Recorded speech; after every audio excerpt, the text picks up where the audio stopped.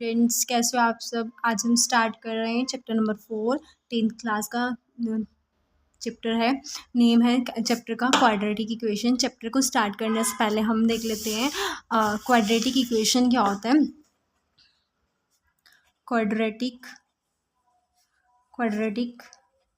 Equation, अब हम देखते हैं सबसे पहले तो इक्वेशन क्या होता है। देखो, हमने सबने एक अलजेब्रिक एक्सप्रेशन पढ़ा है जो कि कैसे बनता है जब हम कॉम्बिनेशन करते हैं वेरिएबल्स, कांस्टेंट एंड ऑपरेशंस का। अब वेरिएबल क्या होता है, वेरिएबल हम सब ने पढ़ा है, A to Z जो भी होता है हमारे पास वो क्या होता है, वेरिएबल होता है। कांस्टेंट क्या होता है, कांस्टेंट होता है 0, 1, 2 हमारे जितने भी काउंटिंग नंबर्स होती हैं वो होती हैं कांस्टेंट। और हमारे पास ऑपरेशंस क्या होते हैं, ऑपरेशंस होते हैं हमारे पास यहाँ पे plus, minus, multiplication, division, addition, subtraction, multiplication, division. ठीक है, जब हम इन सबको कंबाइन करके कुछ बनाते हैं तो वो क्या बनता है कि अलजेब्रिक एक्सप्रेशन बनता है। फॉर एग्जांपल हम कुछ बनाते हैं, देखो 2x + 4। ठीक है, तो ये हमारे पास क्या बन गया, ये हमारे पास एक अलजेब्रिक एक्सप्रेशन है। जब हम इस अलजेब्रिक एक्सप्रेशन में इक्वालिटी लगा देते हैं, जैसे =9, तब हमारे पास ये क्या बन जाता है, ये हमारे पास बन जाता है इक्वेशन। ठीक है, अब देखो इसके अंदर 2x + 4 = 9, हमारे पास ये क्या है, ये है इक्वालिटी। ओके स्टूडेंट्स, ये क्या है हमारे पास, ये है वेरिएबल। ठीक है, और ये प्लस क्या है हमारे पास, ऑपरेशन। ठीक है, हमारे पास ये 9 क्या है, ये है कांस्टेंट नंबर।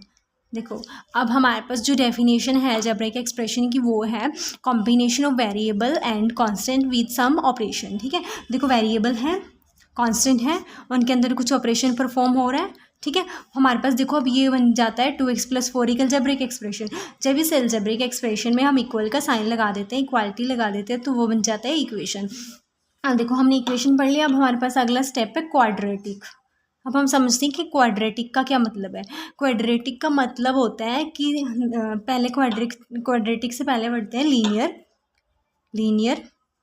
ठीक है, हमारे पास कोई एक इक्वेशन है 4y + 3 = 0। ठीक है स्टूडेंट्स, हमारे पास जब भी किसी इक्वेशन के अंदर, इक्वेशन हमने वेरीफाई कर लिया कि इक्वालिटी है तो मतलब वो इक्वेशन है। और जब इक्वेशन के अंदर हमारे पास कोई वेरिएबल है, जो भी वेरिएबल है उसकी जो पावर है वो हाईएस्ट पावर 1 होनी चाहिए, तो वो होती है लीनियर।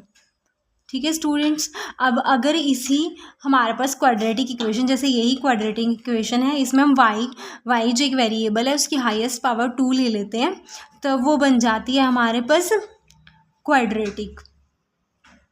ठीक है स्टूडेंट्स, हमारे पास ये बन जाती है क्वाड्रेटिक। और अगर इसी में हम क्या करते हैं, हमारे पास अगर कोई वेरिएबल है उसकी हाईएस्ट पावर हमारे पास 3 है, जैसे ये y की हाईएस्ट पावर 3 ले ली, फिर हमने 2 ले ली, फिर y = 0, तो ये हमारे पास आ जाता है क्यूबिक। ठीक है, हमें इस चैप्टर में पढ़ना है क्वाड्रेटिक, मतलब हमारे पास जितनी भी इक्वेशंस होंगी उनकी सबकी पावर क्या होगी, हमारे पास वो उसकी पावर होगी 2, उसे कहेंगे हम क्वाड्रेटिक इक्वेशन। ठीक है, standard form of quadratic equation मैं आपको बता देती हूँ।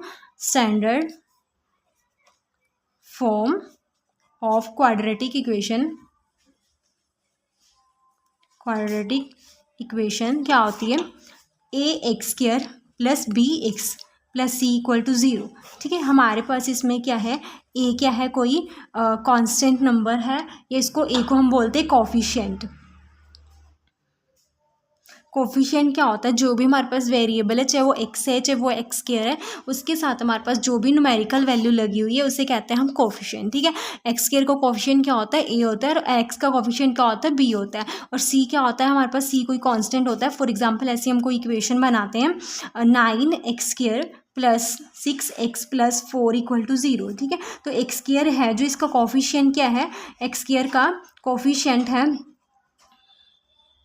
Coefficient of x² = 9। ठीक है, और ऐसे ही अगर हमसे कोई पूछे कि x का कोफिशिएंट क्या है, तो x का कोफिशिएंट हमारे पास 6। ठीक है स्टूडेंट्स, आपको पता लग गया कि हमारे पास क्वाड्रेटिक इक्वेशन क्या होती है। ये देखो मैंने स्टैंडर्ड फॉर्म लिख रखी है। Standard form of quadratic equation is ax² + bx + c = 0। हम इस चैप्टर में डील करेंगे क्वाड्रेटिक इक्वेशन से।